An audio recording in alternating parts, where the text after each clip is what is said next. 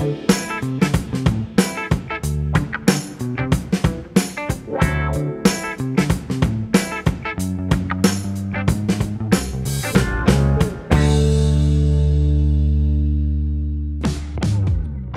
¿cómo estás? Bienvenido a un nuevo programa de Pi Mentores. Si es primera vez que estás viéndonos, acá invitamos a mentores para que te ayuden en tu pyme. Nuestro propósito es que si por ahí tu empresa quiebra o pasa algo, no sea por falta de conocimiento, sea porque de verdad encontraste tu propósito, lo que te gusta, lo que te apasiona. Así que bienvenido. Hoy día estamos con un nuevo invitado, con el Leo del Exgo, fundador del Exgo. Leo es crack. Es experto en ayudar a las pymes en temas legales, ¿cierto? Bienvenido, Leo, hoy día. Gracias, Diego. Feliz de estar acá. Cuéntanos un poquito qué hacen ustedes, para que la gente sepa qué es lo que hacen. A ver, yo soy cofundador y gerente general del Exgo. Lo que hacemos en el Exgo fue crear una plataforma web en la que emprendedores puedan crear su empresa, contratar a su equipo de trabajo, crear todo tipo de contratos comerciales, incluso levantar financiamiento, todo a través de una sola plataforma web. Al final del día es como un servicio de gestión de su misma empresa, y la gracia es que no solamente para Chile, sino que para distintos países de Latinoamérica e incluso Estados Unidos. Perfecto. Bueno, yo fui cliente, nos abrió la compañía en Estados Unidos y funcionó increíble. La cuenta corriente en el banco, todo online, y tardó, no sé, un mes y estaba todo listo. Así que doy el check. Sí, además que uno se da cuenta que las soluciones legales no son solamente legales. Claro. Necesita una batería, otras cosas para empezar a operar, sí, entonces siempre hay que tener como un punto de vista un poquito más integral. Eso es oro, porque como que así la mezcla perfecta entre... O sea, a mí de verdad era un problema el tema de armar la empresa ya, y me entregó todo listo, entonces fue genial. Y hoy día te vamos a estrujar, como se dice acá, en Chile. Quizás estrujar en México sea de otra forma y no miren mal. Si estamos usando malas palabras, escriban abajo, por favor, cambien las palabras. Pero hoy día puntualmente quiero que nos cuentes un poquito de... Vamos a hablar sobre la constitución de las empresas. ¿Por qué me debo constituir? ¿Cuándo y dónde? Sí, esto es un temazo y que en general los fundadores no saben muy bien cuál es el mejor momento para hacerlo, dónde debes hacerlo, cuáles son las razones por la que habría que hacerlo. Y creo que es importante como pegar una revisada a cada uno de estos temas, y no solamente con argumentos jurídicos, sino más bien como súper prácticos para que ellos sepan, ok, este es el momento para crearlo, debo hacerlo aquí o allá, qué sé yo. Entonces, yo diría que para empezar, la principal, incluso muchas veces los emprendedores no saben por qué uno crea una empresa, ¿cierto? Es como, ya sea porque un cliente está viendo que te facturen, no sé, ciertos fondos incluso del gobierno te piden que uno esté constituido para ciertas cosas, pero la verdad es que la razón es muy simple, y es para crear una entidad legal separada, distinta a las personas.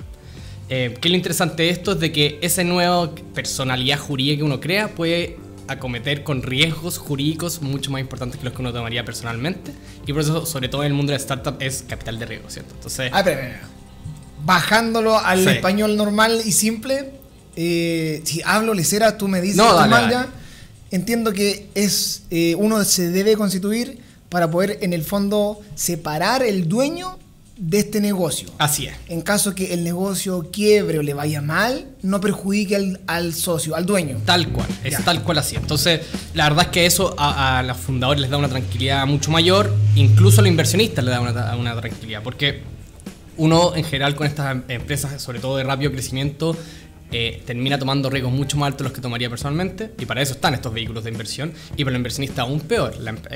Ahí más adelante vamos a revisar incluso cómo se financian estas empresas, pero muchas veces incluso estas empresas podrían tomar deuda que personalmente no van a ser capaces de pagar, e incluso no querrían pagar. Entonces siempre es importante entender de que esta empresa, las deudas de esta empresa que se radiquen en ella, no tienen nada que ver con mis deudas personales. Pero, o sea, por lo que yo sé, entiendo que aunque estén separadas legalmente, siempre el socio es el que avala la empresa. Entonces, ¿qué pasa en eso cuando la empresa, yo soy aval de mi empresa, y la empresa quiebra? Igual tengo que pagar con mis activos, ¿no? Lo que pasa es que eso es distinto, porque no es que uno como socio de la empresa avale las deudas de la empresa, sino que las terceras personas con las que tú te relacionas piden que tú avales las deudas de la empresa. Entonces, cuando yo voy a un banco a abrir mi cuenta corriente, yo dentro de los toneladas de papeles que firmo con el banco, de la solicitud de apertura de cuenta corriente, cuáles son los productos que he contado, etc., ellos piden que yo me constituya como un aval o codeudor solidario a las deudas de mi empresa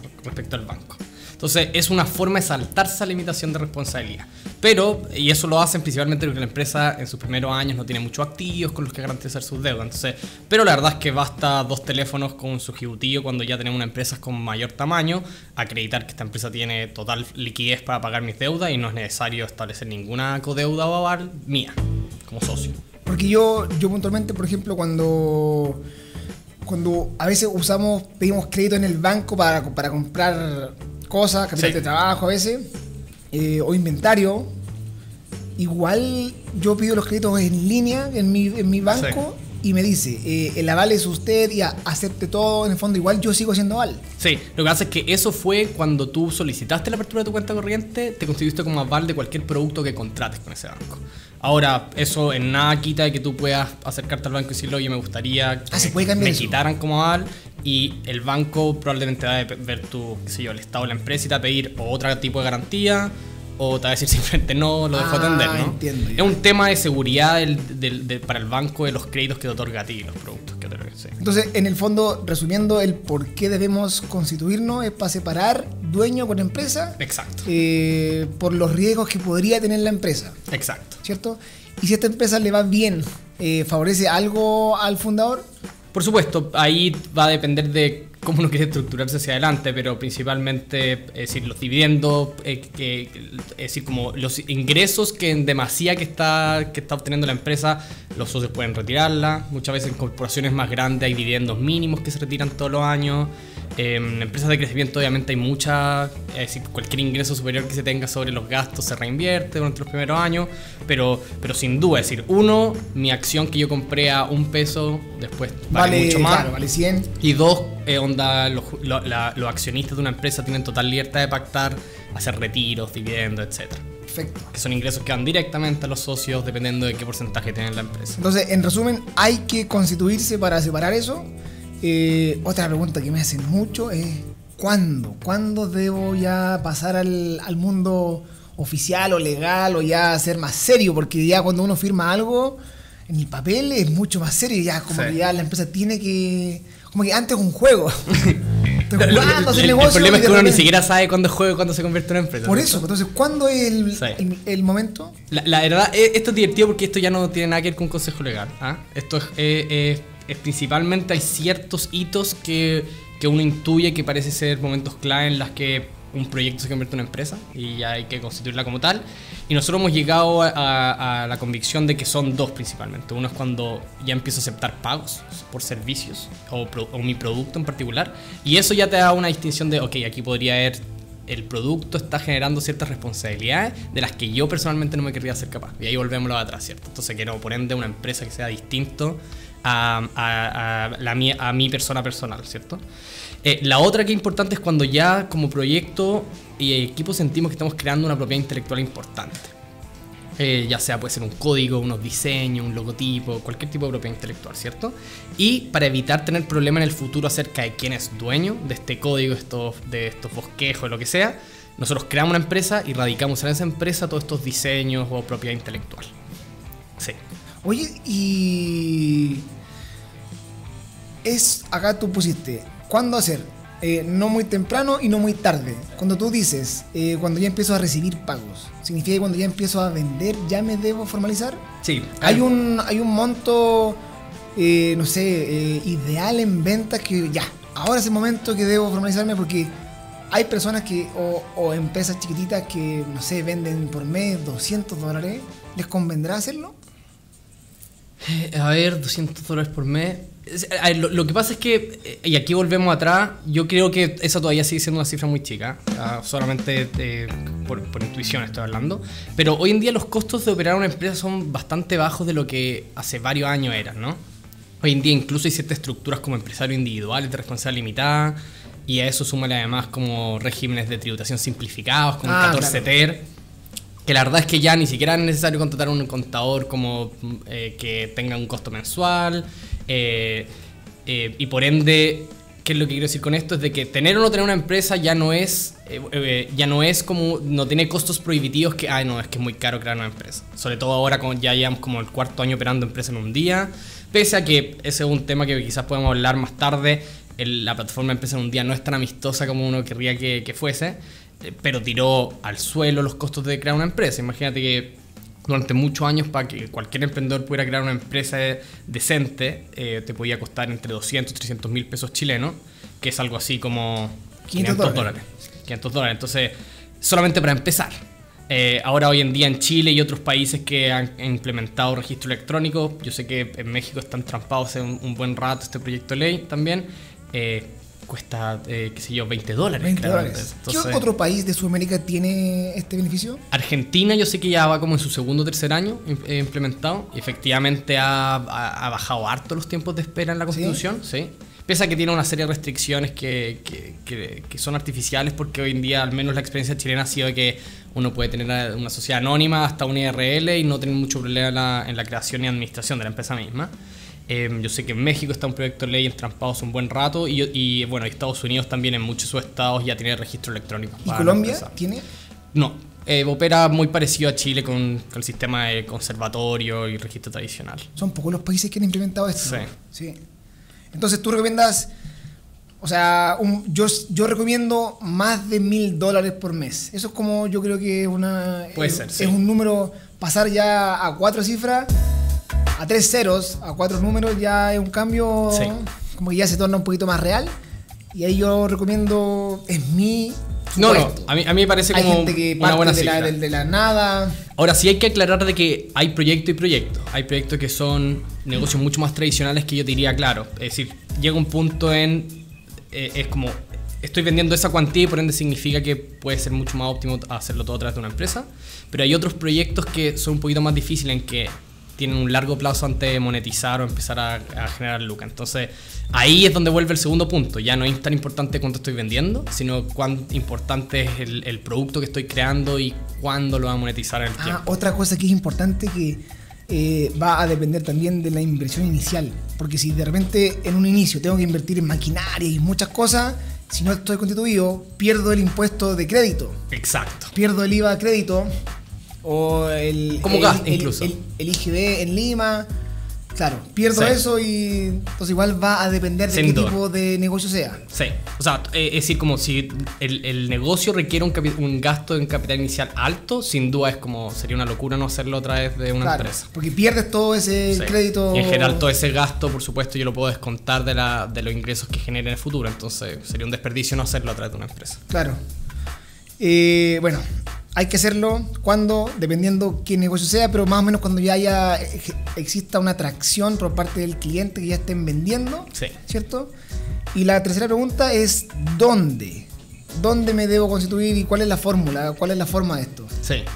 A ver, en la mayoría de los países latinoamericanos yo diría que principalmente por razones culturales, los organismos estatales que llevan el control, el registro de estas sociedades, los que mejor operan son las capitales. Eso obviamente va en países en los que han integrado sistemas electrónicos ha cambiado un poco, pero todos aquellos que sigan operando sobre sistemas tradicionales o vía conservatorio, sigue siendo por lejos las capitales son las que mejor operan. Entonces estoy pensando en Bogotá, Santiago, Ciudad de México, Lima. Conviene estar en la capital. Simplemente porque el conservador, que quien lleva el registro de esta empresa, opera más rápido, está más acostumbrado a llevar flujo un poquito más arduo, entonces los tiempos tanto de inscripción como emisión de cualquier tipo de certificado son un poquito superiores a otras ciudades. Como te digo, el punto adicional es de que, pese a que la recomendación al menos para empresas chilenas siempre fue crear la empresa en Santiago, inscribirla en el conservador de bienes raíces Santiago, esto ha cambiado radicalmente con el sistema electrónico de empresa en un día. Y hoy en día da un poco lo mismo en qué parte yo firmo los papeles de constitución, porque es un registro nacional, entonces, y que incluso es instantáneo, ni siquiera solicito un certificado y me llega en unos días, me llega en el mismo segundo, no tengo que pagar nada. Entonces la verdad es que ha sido una mejora bastante impresionante. Entonces, tú recomiendas que para los países que tengan la constitución en el fondo manual, en donde hay que seguir el antiguo proceso, hay que hacerlo en la capital porque es mucho más rápido. Tiende a ser mucho más rápido. Bueno, y lo otro interesante, que una discusión que yo no sé si a ti te han preguntado harto, Diego, es como, una vez soy una empresa latinoamericana, ¿cierto? Y que empiezo a atacar distintos países de la región, es ¿en qué país ya no es ni siquiera qué ciudad, en qué país debe constituirme, ¿cierto? Y la verdad es que ahí el consejo es bien sencillo, yo no me complicaría, yo crearía la empresa en un primer lugar, en el lugar donde tengo mi equipo residiendo. Y luego, y en segunda vertiente, ¿dónde están mis clientes? Porque principalmente, y aquí yo imagino que algo que han revisado anteriormente son los clientes, son los primeros majaderos en decirme que necesito una factura, que necesito, qué sé yo, un contrato marco, que quiero emitir órdenes de compra. Entonces, uno inicialmente se ajusta bastante a los requerimientos de su cliente, a cómo estructurarlo. Y creo que ahí no hay que complicarse, es como buscar estructuras corporativas en los países en los que tengo mi equipo y donde tengo mis clientes, y que en general en todos los países de Latinoamérica existe alguna fórmula de corporación o sociedad anónima.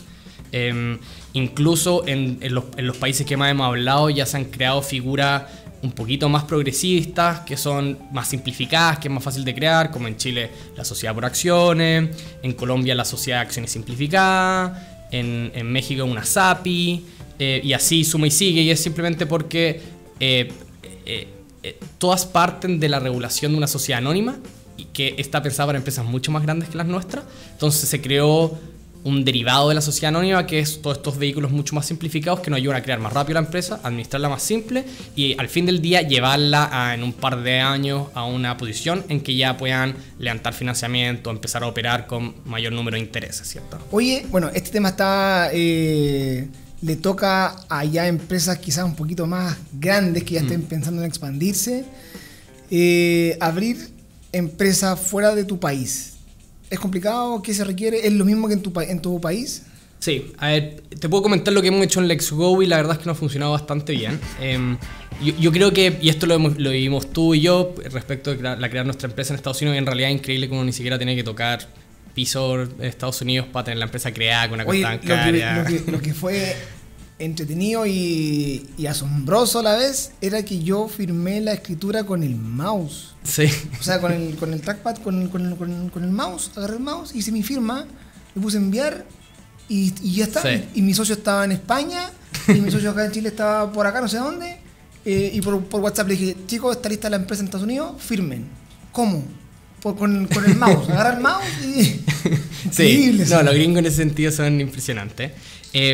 Lo que hemos hecho nosotros a nivel del Let's Go es tratar de simplificarlo a través de mandatos especiales. Entonces, para no complicar, por ejemplo, si aplicáramos tu caso, yo le hubiera pedido, pensando en cualquier otra empresa en el resto de Latinoamérica, yo le hubiera pedido mandatos especiales a cada uno de ustedes tres, y lo pueden firmar en España, en Chile, y esos mandatos se envían a Let's Go, y entonces Let's Go, en representación de ustedes personalmente, constituye esta empresa en México, Colombia, Chile, etc.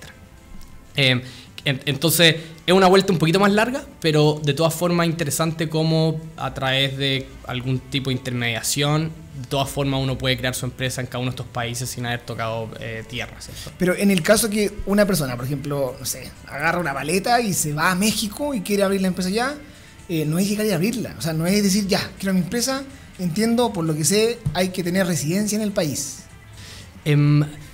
Ahí creo que no es así. Yo diría que en respecto de vehículos de inversión y empresas, cualquier residente o no residente puede tener acciones de una empresa. El problema es que la empresa requiere tener administradores con residencia. Y esto es lo mismo en Chile, en cualquier país para activar. A tal nivel de que el Servicio de Impuestos Internos no te deja facturar ni hacer ninguna gestión contable tributaria hasta que usted me acredite que hay algún representante con residencia en Chile.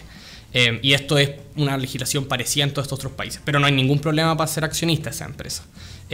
Muchas veces lo único que piden los países es obtener un rol único tributario, que tiene distintos nombres en cada uno de los países, pero que hoy en día existen gestiones para crear un RUT para inversionista extranjero, que se llama. ¿Ya? Entonces yo le pido al Servicio de Impuestos Internos que en estos países, oiga, deme un número porque yo quiero tener empresas en su país. El Servicio de Impuestos Internos local lo único que hace es, ok, 76, x, y desde ese entonces yo para crear esa empresa puedo autoidentificarme con ese RUT. Entonces el Servicio de Impuestos Internos local sabe que tal inversionista extranjero tiene estas acciones de la empresa del país. O sea, hay que tener en el fondo alguien local. Si alguien se quiere ir a otro país, buscar a alguien local para que represente la empresa allá. Y si te fijas, uno empieza a buscar un poquito en la web y todos nuestros países tienen servicios como intermediación en la administración, ya sea como desde... yo diría que principalmente son contadores o firmas de consultoría las que tienen una oficina, por ejemplo, y te ayudan a llegar ahí. Ellos te pasan su nombre, su oficina, su respaldo. O te cobran un servicio mensual por ser sus representantes locales, tienen ciertos costos fijos por gestión dependiendo de qué es lo que necesitas hacer, pero como es un movimiento, es decir, como ya es tan necesario crear empresas a lo largo de los países que si el Estado no otorga facilidades, es una oportunidad de negocio. Entonces ya son otras empresas las que dicen, hey, yo lo ayudo a crear su empresa y además le ayudo a administrarla, yo soy su cara en este país para hacer cualquier gestión. O sea, hey. Oye, estos temas me dan hambre, bro. Para matar la hambre tenemos excelentes waffles belgas, que es una masita crujiente por fuera y blandita por dentro. En este caso tenemos, por ejemplo, con Nutella y frutas, y con plátano y con chocolate. Tenemos también para la sed y para el calor, tenemos, por ejemplo, limonada de distintos tipos. Todas estas limonadas las pueden encontrar en nuestros locales. Tenemos limonada de frambuesa, limonada menta, limonada albahaca, limonada naranja y limonada tradicional. Entonces, como dice nuestra frase, nuestro lema, la vida es corta, cómete primero un waffle. Acá estamos con waffles belgas. Mira, no sé, voy a mostrar a la cámara esta belleza, weón. Cuando uno se pone a hablar de cosas legales, o sea, cuando uno empieza a ver estos temas que son desconocidos para uno, porque para mí es chino, y peor que chino, yo creo que ser árabe. ¿Han visto cómo se escribe el árabe? Ya son más difícil. Entonces, cuando tengan hambre, chiquillos, pidan waffles belgas. Los pueden pedir en Uber Eats, pedidos ya, Rappi. Están ubicados en Providencia y Peñalolén. Es una comida, yo lo encontré la raja, porque tiene fruta y me encanta la fruta y está rico. Así que cuando estés trabajando con tus amigos ahí, con tus reuniones, waffles belgas, chicos. Ahí pueden ver su página web, que lo vamos a poner acá abajito. Oye, ¿algún último tips para pensando en esta, quizás no en esta empresa tecnológica, full digital, siempre yo pienso en esa persona que vende huevos, así como que ya parte y compra 100 huevos y vende y compra 100 más. ¿Alguna recomendación legal?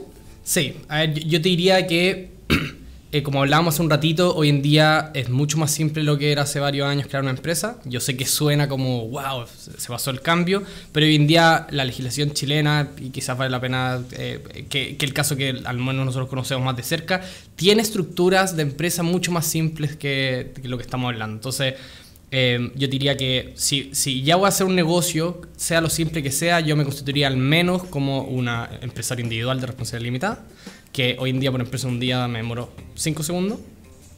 Y ya si quiero algo un poquito más complejo con socio, etcétera, es una sociedad por acciones, y ya cualquier otra figura distinta a esa ya hoy en día es ser un poquito hipster, ¿no?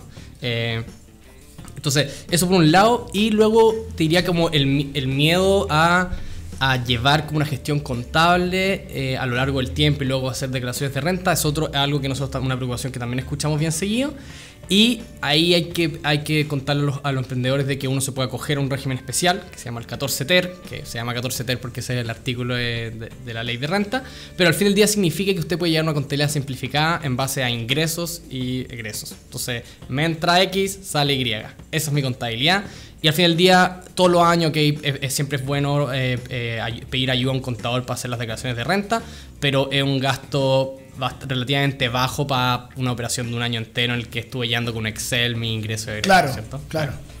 Oye, gracias, Leo. Creo que ojalá que les sirva a toda la gente que nos está escuchando y nos está viendo. Si hay preguntas, escríbanlas abajito, vamos a responderlas todas. Porque hay muchas cosas que a veces uno no habla, que quedan en el tintero y que uno cree que pasó todo, pero no pasó todo, siempre quedan dudas. Así que abajo suscríbanse a este canal y los voy a dejar metidos, porque ahora vamos a hablar sobre la repartición de acciones y cómo tomar una decisión. Porque por lo que estuve leyendo, lo que me enviaste, que es uno de los principales motivos por los cuales las empresas se dividen. Así es. Eso, nos vamos. Gracias, Leo. Waffles belga, ya saben. Rico, sano, coman sano. Nos vemos en el próximo capítulo de Pimentores.